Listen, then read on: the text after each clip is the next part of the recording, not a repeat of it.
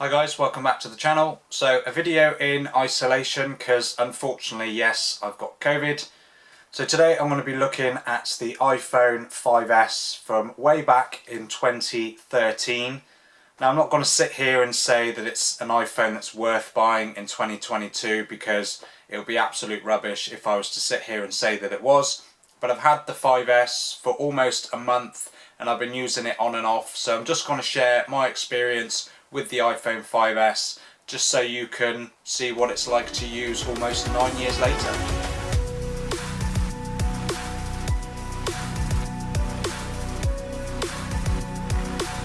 Okay, so right off the bat, I'm just going to talk about the design of the iPhone 5S. Now, it's exactly the same as obviously the iPhone SE because that design was obviously just a recycling of the iPhone 5S. So you've got your aluminium back in this nice silver colour. It's also available in space grey and gold. And then if you flip the phone round, you've got a 4-inch display with your home button at the bottom with Touch ID. And then at the top you've obviously got your earpiece and your selfie camera, which is the same 1.2 megapixel camera found in the iPhone SE 2016.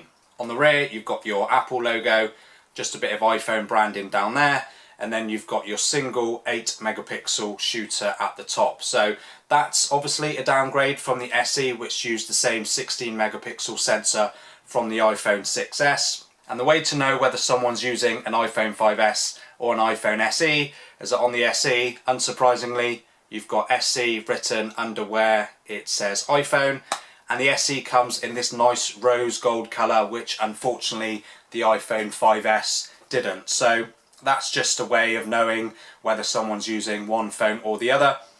In terms of my day-to-day use with the iPhone 5S, 100% you can tell you're using a near 9-year-old phone.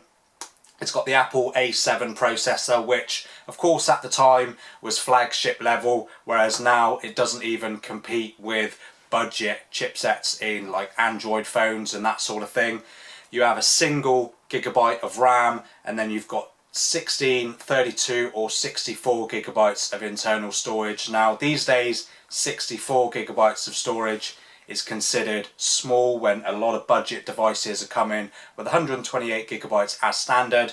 I've got 16 gigabytes on here, which of course is going to be filled up really quickly with apps, especially as app files are going to be much bigger now than what they were back then.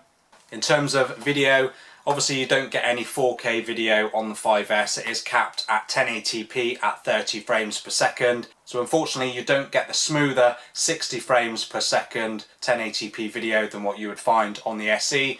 And of course the SE comes with 4K video support as well. And then front facing camera, you are capped at just 720p video, which is unsurprising given the resolution. Now power, you get a 1560 milliamp battery in the iPhone 5S, which is ever so slightly smaller than the SE. Now of course with light usage you can get through a day with even the 5S, the SE no problem, but the moment you start taxing it with camera use and video playback and all that sort of stuff, you will see it drain down. That's essentially what I said in my 2022 iPhone SE review, and it's very much the same here on the iPhone 5S. And again, like what I said in my SE review, is that because it's got small battery, it will charge up pretty quickly. But in terms of battery endurance, if you're just a light user, absolutely fine. If you're someone that plays a lot of games and uses the camera quite a lot, it's not going to fare that great during the day. Now, in terms of the camera, the selfie camera performs very similar or almost identically to what the iPhone SE did with that same 1.2 megapixel camera. Now quality, as you can expect from such a low resolution, isn't great, but in terms of how it looks, they are perfectly usable for posting on social media and stuff like that. If you're taking selfies with friends or anything like that, you're not going to get the quality here from the 5S than what you would from, say, any of the newer iPhones around. And in terms of the main camera, it is a low 8 megapixel resolution, but I was surprised that it did produce some relatively decent photos in a nice bright conditions, so on a sunny day and stuff like that. And HDR doesn't do the best job at controlling brighter conditions, so if you're shooting towards the sun, it's not going to do the best job than what you'd find on newer phones, whether it be an iPhone or an Android phone. But if you want something that you can just pull out your pocket, take a pretty decent photo in nice bright conditions, the iPhone 5S is okay for that. And to be honest, that's about it. I mean, there's not much to the iPhone 5S that is going to make you want to buy one. I mean, I picked this up I got it on a bid on eBay for about 30 quid.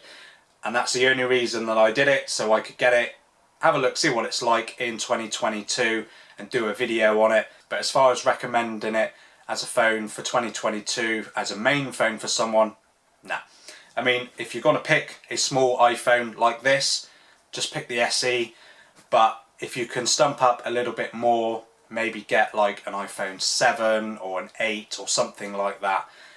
Wouldn't even bother looking at the 5S personally. Now, in terms of how it feels, I still love it and I probably will keep it. I'm probably not going to get rid of it.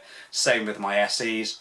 But like I said, not a phone I'd recommend at all in 2022. I probably wouldn't have even recommended it in 2018 or anything like that. So, but that's just a quick insight to the 5S.